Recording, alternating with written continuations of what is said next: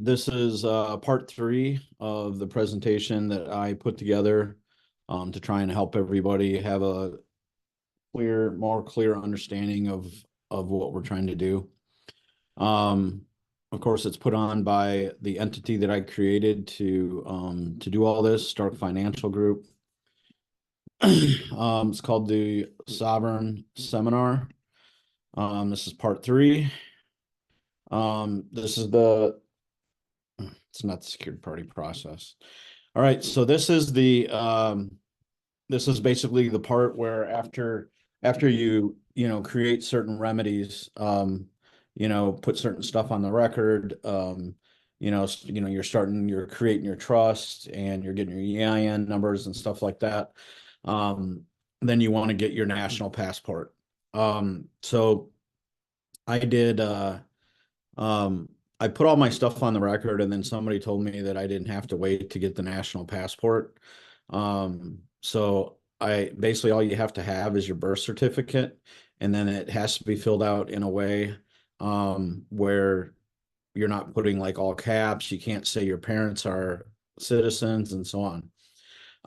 One of the things, if you go to this Cooper Mountain Stills link that's on the website, you're going to find out in this, he has a whole process in there on how to do it and, what to write in certain areas and so on. And then when you go to do it, you have to do it in person. I tried to do it where you mail it in and they kept mailing it back.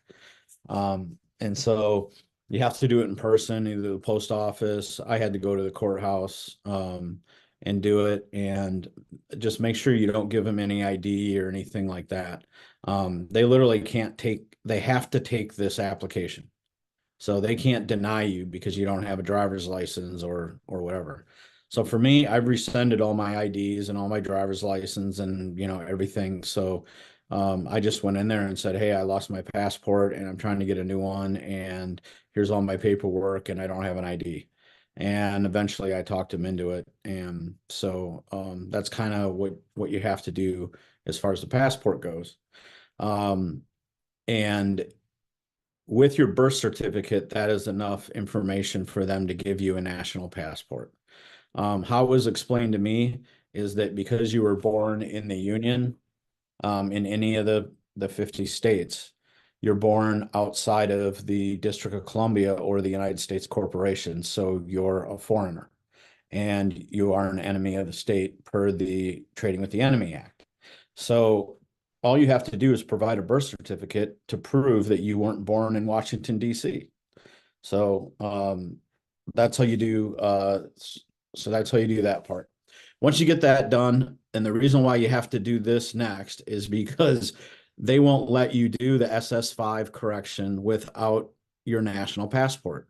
So when you go in there and you say, oh, I want to change my status and I want to change my IMF file, and they say, why? And then you say, oh, because I'm a national and not a citizen. And then they're going to look up your account and they're going to say, it says here you're a citizen. Can you prove that you're not a citizen? And so then you have to have a national passport in order to prove that. None of this stuff is actually legal, but I'm just trying to give you the path of least resistance. I'm trying to give you the process that you can take to do this, where it's just going to be the least amount of bullshit. Okay. So get your national passport, then make a copy of it, and then do this SS5. And then you have to go into the office. You have to make an appointment because they won't let you walk in and do this anymore. You have to make an appointment. Then you go in for your appointment and you give them the application, and then you give them your national passport. Do not give them anything else. All you need is a birth certificate and your affiant, which is your notary signature for your birth certificate, and your passport. And then they'll change your IMF file to national instead of U.S. citizen. So you are a citizen regardless. You're just not a U.S. citizen. A U.S. citizen is a 14th Amendment citizen. A citizen of the United States territory is not a 14th Amendment citizen. A lot of times they call this state national. So I'm a citizen of the state of Wisconsin, but I'm not a citizen of the U.S. So that's kind of what you're trying to accomplish here, is trying to you're trying to remove yourself from being a 14th Amendment citizen. And they don't want you to do this. So they're going to fight you pretty hard with it. Okay. Trading with the Enemy Act. This is something you can look it up. It's on the website. And it just basically what establishes us being the enemy. So I'm going to walk away from this for just a second because I want to share something else with you. I have another screen here. Yeah, here it is. So I found this today, and I wanted to share it with you all. There it is. So this actually is talking about like a judge, a jurisdiction. Whenever a judge acts where he or she does not have jurisdiction to act, then the judge is engaged in acts of treason. Treason isn't necessarily the word I would use, but it's pretty close to it. So then here's the case law behind it. And any judge or attorney that does not report a judge for commits to treason is guilty. 1156 required by law for themselves being misprision of treason. So here are three things that if you get in front of a judge that are important. Okay, is they deal on assumptions. Okay, and everything is until you prove them wrong. They assume that you're an enemy of the state. They assume you're a friend of an enemy of the state. They assume that you're a surety for a corporate fiction. They assume everything. And the way that the law works is that the assumption is fact until it's rebutted point for point. And so until you go in front of the judge and rebut his assumptions or her assumptions, they're going to automatically assume you're an enemy of the state, and that gives them jurisdiction over you. So this is what a lawyer friend of mine told me. This is what you say: I am not an enemy of the state, or I am not friends of an enemy of the state. I am not a surety of a corporate fiction. I rebut all assumptions that I am an enemy or that I am a surety. So those are the things that you say to create your affidavit. You're actually saying your affidavit, and you're standing there with legal standing. Because they don't have legal standing over the truth, they can't rebut that. They can't come back at you and say, oh, wait, you are assured. Because they would have to do that under penalty of perjury of law, and they're not going to do it. So back to this. So trading with the Enemy Act, everybody's a foreigner. Everyone has to trade with the U.S. corporation, and everyone has to be taxed. So this isn't talking about you as the person. This is talking about your corporate fiction, and your corporate fiction is the one that is the enemy. And then they get you to represent that corporate fiction, and you become an enemy. So so that's what that's about. Read the Trading with the Enemy Act. Non-UCC filing. Now, in the last video, we talked about UCC filings. A UCC filing that you make with a particular state is on the record. That's a public filing. Anybody can look that up. So in addition to a public filing, you need to do a private filing. If you are trying to be in the private, which is kind of the point of everything that we're doing, is to privatize everything and not be your corporate fiction, then you also have to do a non-UCC filing. You do it with your state of birth. You fill it out exactly the way that you filled it out for the UCC filing, except for it gets sent in with a registered mail number to the Secretary of State and registered as a private filing. And so if the thing is that if you only do a public filing and then you get it in the private, then you have no UCC to protect you. And the UCC filing is one of the most important things that you're going to do. So, and let me show you mine, that I just did. Okay, UCC. All right. I'll share this with you guys now. Here it is. All right, so the first thing you're looking at here, this is the non-UCC filing that I did. Here's my registered mail number. That's the world stamp that you got to sign across and all that stuff. This one here is my Encola personal labor wagering UCC. This is basically putting a lien against all my labor with the state where I grew up in. And so here, this is just a description of the collateral. And then here's the letter that I created that went with that. And here is with the same mail number. This is all the things that I contacted the Department of Labor to saying that I have a lien against. My marriage certificates, all my military stuff, and so on. So then here's the private one. This is an exact copy of the public one, except for I didn't put it on the public record. I created a private one. And so again, I used the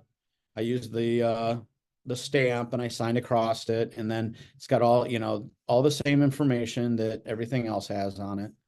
Right. And then here's all my public ones. Right. And so every time I do a collateral statement, I do a UCC3. So here's the UCC one, the original financing statement I did. Here's a 3 where I updated the collateral. And there's the collateral. And then I did another one and more collateral, more collateral. So that's an example of all my UCC filings. Every time somebody gives me shit, I have this in a PDF here and I just send it to them. I just send it to them and say, you can't do shit to me. This is above you. So that's how I did that. And then so again, it's the same information. You use your address from your birth certificate. I use the PO box where my parents lived when I was born, but and then you file it in private. Affidavit of travel. We went through this last time. And I'll show you guys again my affidavit of travel. So here's the affidavit of travel. Secured party declaration. That's the actual document that says that I can travel. Here's another one from Georgia because that's where I'm at most of the time. Here's my private auto insurance $5 million bond. Here's the sovereign authority affidavit, peaceful inhabitants, and then shows that I'm the executor of the estate, and certificate of trust, because I use the trust to drive on. My license plates are for my trust. So let me show you how I did those. Oops. I got a quick question. Yeah, I go don't know. ahead. I don't know if you covered this already, but when you're speaking on the birth certificate getting authenticated, that has to be done before I do the um status correction process, correct? Yeah, it should be done before you do anything. Like it should be the first thing Okay. that you do. Now you can get it authenticated with an affiant. In other words, you're the affiant and you get it notarized. So it's just a piece of paper you attach to it that says that you're the person. Okay. Yeah, because And then I'm you in the send that process into of the that right Department of now. State. And then they're going to send you back an authenticated birth certificate. And then if you send that authenticated birth certificate in with your passport, you'll get a 5-star passport. Okay. And it's best to do the long form, correct? Yep. Yep. In my Okay. first video, I talked about that. Yes, you order the long form. Most states don't have a choice anymore. They only have the long form. But like I'm from Wisconsin, so I had to actually click on there. I wanted the long form. And so when you get the long Okay. form, that's when it comes as an actual bond. It comes on bond paper, raised seals. It comes with witness signatures. So it's an actual security, and then there's a red body number on it to show that it's a security. So, Okay. yep, And my Q that QSET number will be on there as well, right? Well, Well, everything should there's have a a QSIP number, CUSIP correct? number on there. You have Yeah, okay, I agree with that. several. And then you can, so what I did is I took my birth certificate number and then I went on to fidelity.com and found my CUSIP number. People are telling me that Fidelity has changed stuff and it's really hard to do it on there now. But you can also go to a court. So let's say that you had a speeding ticket within the last 3 years. You can go to the court Hmm. administrator and you can ask for a copy of the bonds they created. Okay. On the bonds at a courthouse that they create will have your CUSIP number and they have to give them to you. You can say, you just go into the court administrator, not the clerk, because they can't do Court this. It has to be administrator. the administrator. And so you go to the court administrator and you say, this is who I am, and I want the bonds you created for my court case, this court case. And they will give you certified copies of it front and back, and it will have your CUSIP number on it. Okay then. Yeah, I might do that because I did just get a ticket not so long ago. So Yeah, I would me definitely too. do that. I just contacted all the courts that I had pending stuff in, and they're like, we don't know what an administrator is. And I'm like, yeah, you do. They're like, well, we have a clerk and a judge and a prosecutor and I'm like, and you have an administrator. So who's the administrator? So in bankruptcy court, the administrator is the trustee's office. They trying to get you to run around. Oh yeah. Oh yeah. They don't want to give you that because as soon as you have copies of the bonds, you can take them to a like fidelity.com and cash Right, them a in. brokerage. Yeah, you can cash them in because Yeah. security.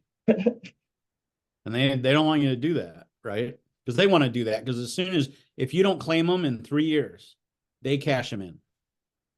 I didn't know that. Yeah, and they're worth millions. Yeah, Now, I'm when gonna you go ahead cash and them in, cash you're mine. not going to That's get crazy. money. It's going to go on your trust. Okay. Right. But it's I'm not giving the court, $6 million, So anyway, here is this is the website. I did it at a different website and then I got the plate and it was all pixelated and looks like shit. So this is the one that I'm working with now. Um, and it's just called USDOT exempt. And this is the plates that they create for you. And so you can get different colors. There's gray and it's kind of bluish, red. It doesn't matter what color the plate is, right? Because I'm hearing Yeah. that you're I get supposed to get the white. black plates. Yeah, that one's kind of cool, but I don't want to. That's The too thing much is, on I there. don't I'm want not to gonna stand lie. out. Yeah, me neither. I You can't. know, I ain't trying to I ain't trying to get shot by some cop because he hates sovereigns. So, and I try and do as little of a little of in your face kind of stuff on it as possible. So this is the one. This is exactly what I ordered from the other company, but it was all pixelated. I still put it on, but I'm going to order one from this company and hopefully the quality of the printing on it is a little bit better. And it's twice as much. This one's 40 and the other one was 20. So I guess you get what you pay for. So, Right. um, but here, understand, I'll explain this a little bit more. In order to do this, you have to have a foreign grantor trust. You have to have a foreign EIN, and then you have to go through the application process online, and you have to get a USDOT number, okay, as a foreign trust. And then they're going to give you a number, and then you put that number on your license plate. And this is 100% legal. Go to this website and read this stuff. Okay. This is 100% legal for you to operate a motor vehicle. And I could do this while I wait on my birth certificate getting authenticated and the Yeah, you can status create. correction. So there's a copy of a foreign grantor trust um on the website. Oh, yeah. Yeah, I got that downloaded. And you just got to create a trust and then you got to get you have to get a 98 EIN. So all you do is you call them up on the phone and you tell them that you need a foreign EIN for your trust.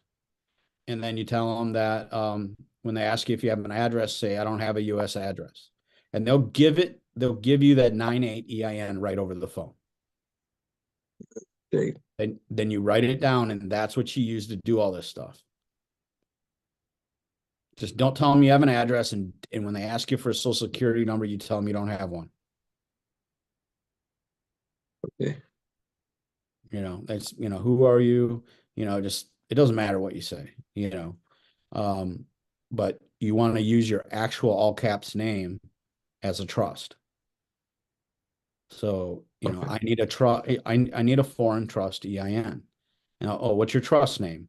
Joe Schmo Trust. What's the address? I don't have a US address. And then, do you have a social security number? No, I do not. And you just go through like all the questions that way, and she'll give it to you right over the phone, or he, whoever. So that's that. And then you go to so I just went through this. So your insurance bond with your sureties and your witnesses. Mhm. And then you got the templates. So to do the rest of this, there's actually only 4 templates that you got to fill out, which I will share with you. And there's 4 of them. It's restoration of former status, certificate of authority, and affidavit of truth, notice of common right. This is all one document. So what I did is I kind of condensed this stuff because people were like handing me out like 30 or 40 documents. And so I condensed them down to 4. So, Okay. and then the financial POA, the POA I've given people since the beginning, because that's something that you want to do right away. And that goes along with all your UCC filings is your financial power of attorney. So I'll have all these on the website. And then here's your recorder when you put them on the record, because most places won't put them on the record for you. This is where you go and do that at. And then this just kind of shows you if you pull it up on your phone, document recording, and then it gives you the mailing address. And then you just put what you want on the record, and you just put a note in there, new docket, and you send it with a $30 money order, and then they'll put it on the record. And then within a week, you'll be able to print them on your computer or you can go to the library or whatever and print it off. Makes So sense. that's that. See what I got here. Yeah. Let me just type it in here. Stark.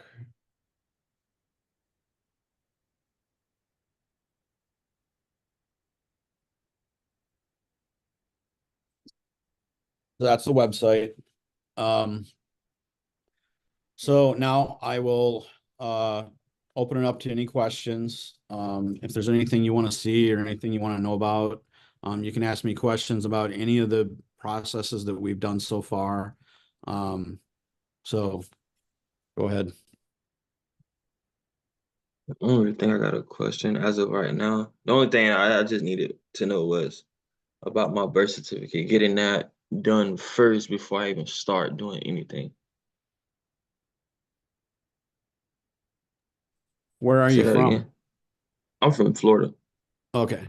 Yeah, Florida's pretty simple. I think they have a choice. Is that where you were born? Yes, sir. Tampa, Florida. Yeah. So yeah, that's what you do is they're one of the states that give you a choice like Wisconsin. Um, but yeah, Yeah, that's because I'll probably go to, they have vital statistics here. They have like their main branch here. So I'll just go out there and try to get my loan for them. yeah, you should be able to walk in and do it. I always live That so makes far sense. from the office. That's why I always have to do it through the mail. My bad. I'm from Florida as well. But I'm in Ohio. That Okay. birth certificate. I tried to call them, and they told me to contact Jacksonville in order to get the birth certificate, the loan form. Yeah, So you might want to try Jacksonville head office. Yeah. Have you tried to do it online? When I tried to do it online, it kept like when I tried to pay them, I like paid the vital statistics, and then they sent me over to Jacksonville, and they were two separate departments, and it was a whole mix up with whatever was going on, and they Mhm. had to cancel it, and they told me to do it straight to Jacksonville's vital statistics. Yeah. I know some of them are a little tricky, like how to get, like California isn't that easy to do. Um, I did mine, I'm from Wisconsin. It was just one website and it was a Wisconsin website. Like the California one, they actually send you to a vendor, and then the vendor, you have to pay their fee plus the vendor fee.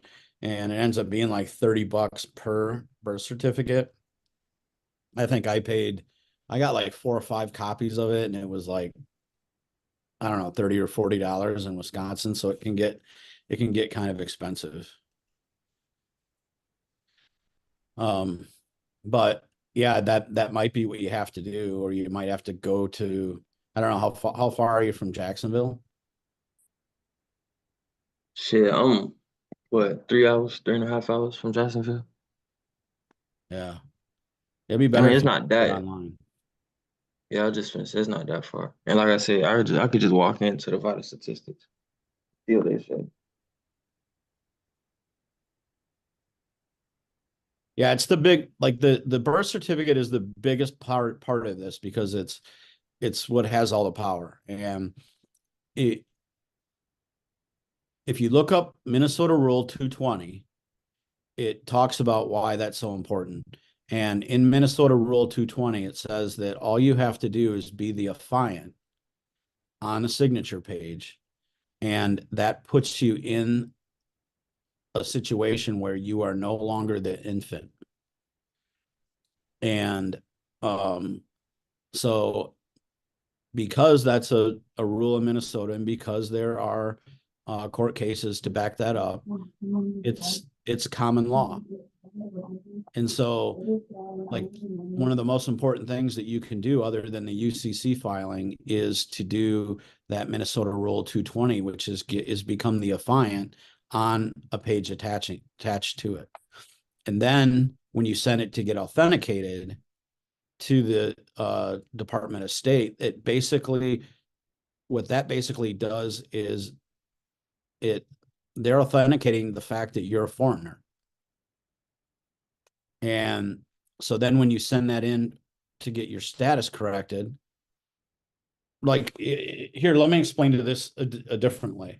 So if you, I explained this last time. So my grandmother sent me a Tonka truck. Okay. And I was like 10 years old, and this Tonka truck, I just like pushed it all over the backyard. It was like the funnest thing I ever had. And I came inside, and my mother said, "Hey, you need to write a letter and thank your grandmother for that truck." Right. And so I sat down, I scribbled this thing out, and then I mailed it, to my grandmother. And so at that point, until she got the letter from me, she never knew I received it. She never knew that I knew any of it. Okay. So this is what you're doing, is that you have a birth certificate, and then it was created. We're not talking about the certificate of live birth that shows that you were born. We're talking about the security that was created in your name. Okay. So the security is created in your name, and then you have never let them know that you got it. Okay. And because you never let them know that you got it, they still consider you an infant.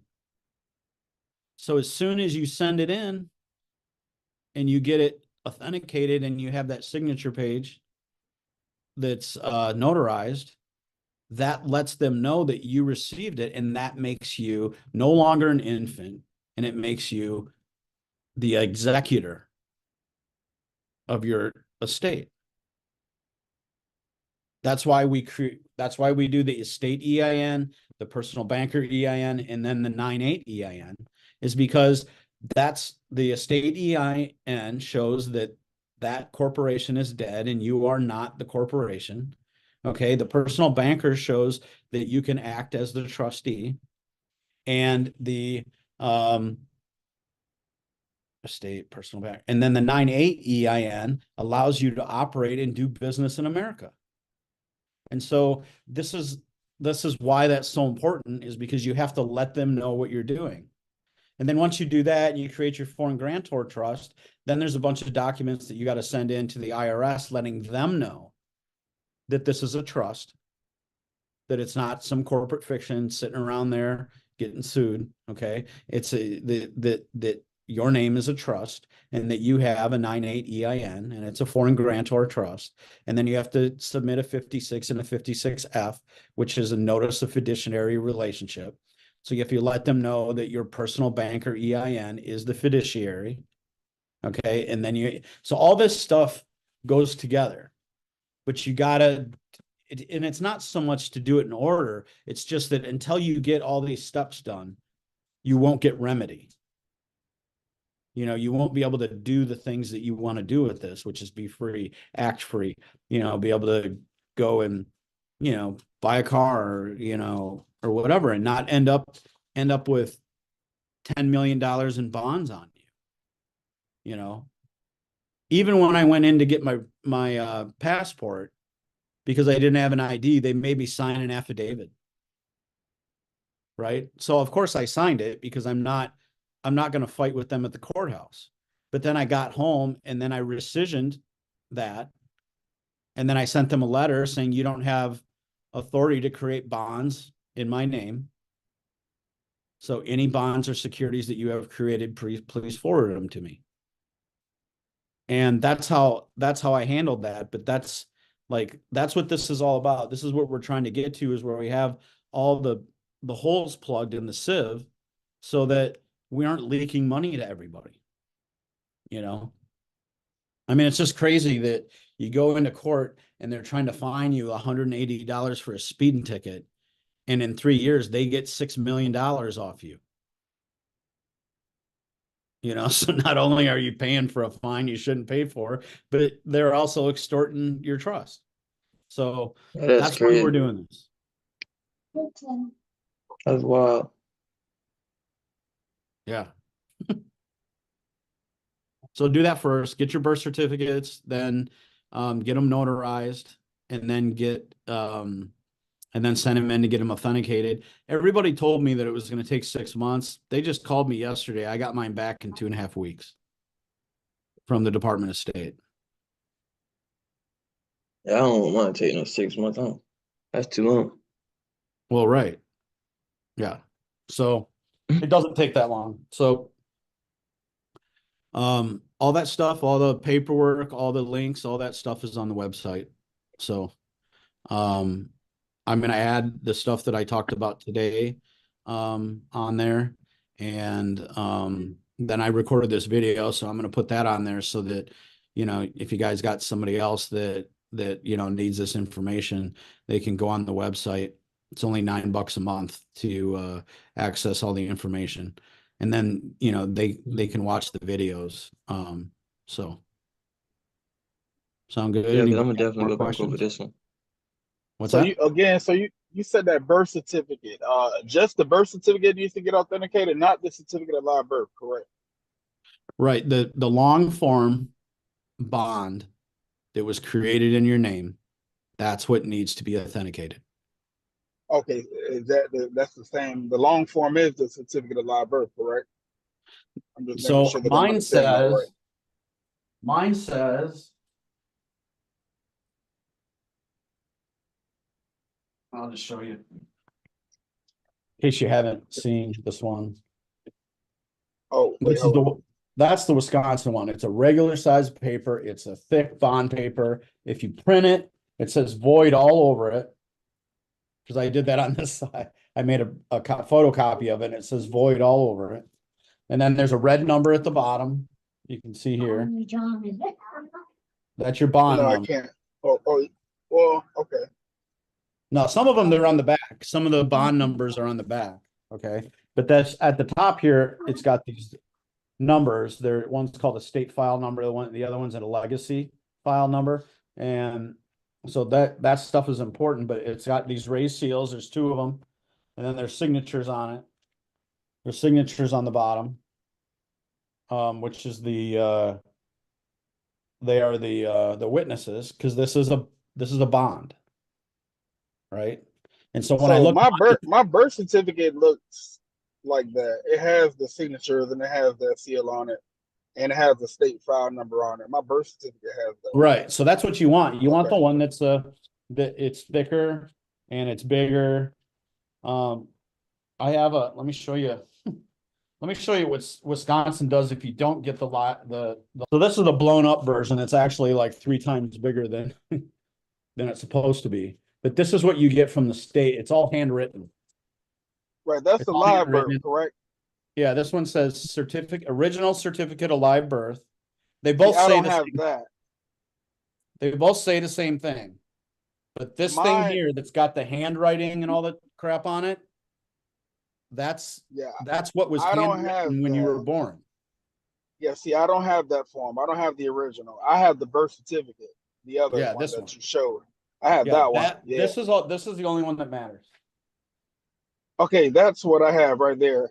And it has the seals on it, has the witness's signatures, it Yep. has the state file number, it has all that on it. Yep. And then on my website, I'll show you So isn't that already authenticated, or what I need to go and do something else with that? I think it is, but I'm just giving you overkill here. You don't have to do all this Okay, shit. I'm just telling you that. So this is on the website too. This is called a certificate for true copy of authenticated certificate of birth. So then you take this and get it notarized. So as soon as you do this and attach it to your birth certificate, you are no longer a minor. oh shit. That's Okay. all you have to do to not be a minor. And I would need to file this.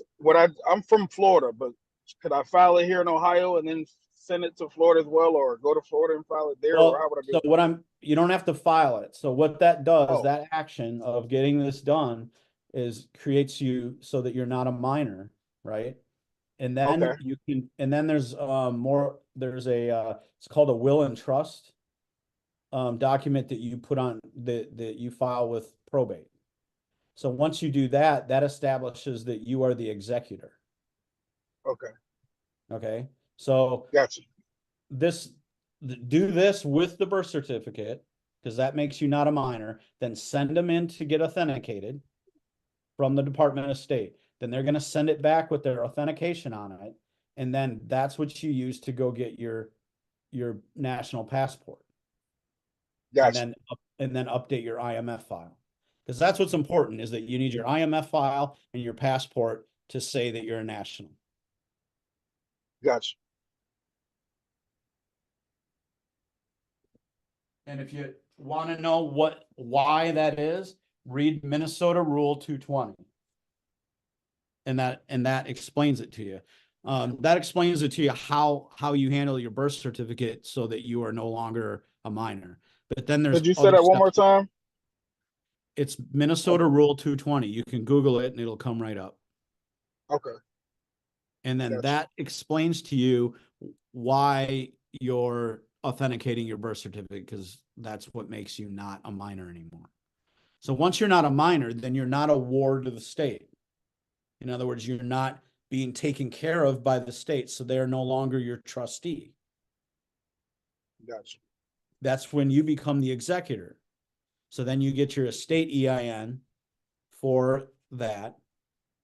And then there's a bunch of other stuff that I'm going to do videos on, like how to get your Treasury Direct accounts, how to get a black card, how to, so there's a lot of other steps to like do different stuff. Okay. But in order to get to the point where you can start creating remedies, you have to do the birth certificate, the passport, and the SS5 for your Social Security account. And then you have to do all the UCC stuff, security agreements and so on. And then once you get all that stuff filed on the record and sent to the Treasury, then you can go and start doing the remedies, and getting, gotcha. because that's why the 1099 shit don't work until you do all this shit, because you're a minor. Right, Like, right, right. you're sending the shit in, telling them you want 400 grand for a house, and they're like, we're not giving a house to a child. you know? Yeah, So that's why you have I've to been do hearing this the stuff. same thing. I've been hearing Right. the same thing about that. Like you have to just change everything, get your status corrected and all that other stuff so you can start getting remedy. Because if you just send in stuff, like 9 times out of 10, they're not even gonna approve you for No, whatever you're trying to get. they won't throw it away because they're a fiduciary. Right. And they can't, and if you send it and you have them sign for it with the green card, then you know what I mean? Green card is the stuff. So you send certified mail and have a signature requested. Okay. And then they can't throw that away. Because if they ever get called on it and you produce this card and said they signed for it, they're in trouble. So they won't throw it away, but they're just not going to do anything. They're not going to, so here's the thing is that in order to use the 1099 process and get money, how are you going to monetize it? Because you're not going to go to a bank. A bank's not going to give you 40 grand for a car when they could loan you 40 grand for a car. Right. So you have to figure out how to monetize it. You can't monetize it until you have a Treasury Direct account. Yeah, I got one more. Go ahead. Oh no, my bad. I was talking to this lady. My bad. Oh, okay. Yeah, so that's like the step that's so difficult, and you can't do that until you have a foreign grantor trust and a 9(a) EIN. Right? Because they're not going to give a Treasury Direct account to a child. Right. So that's what this whole process is about. And the main thing is what I'm trying to teach here is is giving you the room to do it yourself. Like you need to learn how to do this on your own, right? Because if you do all this stuff and you have somebody else do it for you, then you end up in a court of law for someday, and you don't know what the hell you're talking about. You're just going to look stupid and they're going to laugh at you. So when you do this whole process on your own and you learn this stuff yourself, then you can talk smart, And that's I think that's like one of the most important things is to educate ourselves. They want us on a second grade reading level. So prove them wrong. Prove them wrong that you can learn this stuff and you can talk just like a lawyer. And that's what I find amazing about it. So Yeah, that's kind of what I like about it too, man. That because me being 24, I want to learn everything I can, much as possible, before I even start to like perform. Because if I perform, I don't know what the hell I'm doing, then that shit gonna backfire on me. yeah, absolutely. So yeah. So, all right. Is anybody else got any more questions?